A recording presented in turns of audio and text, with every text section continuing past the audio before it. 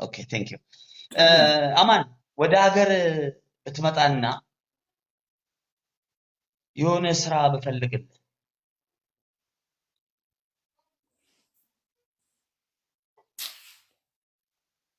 ምን ትላለህ አማን? በቃ ፈልግልኝ እመጣለሁ። ኦኬ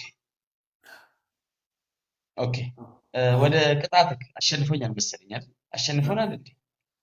አንደኛ ቅጣት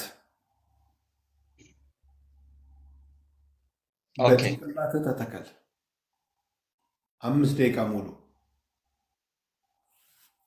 መልከኝ አንደኛ ቅጣት በጭንቅላት ተተከል 5 ደቂቃ። በጭንቅላት ማለት እግሬን ወደ ላይ አድርጌ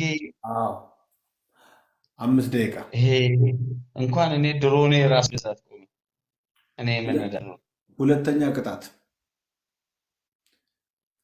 በጉልበት ተንበርክከህ መላ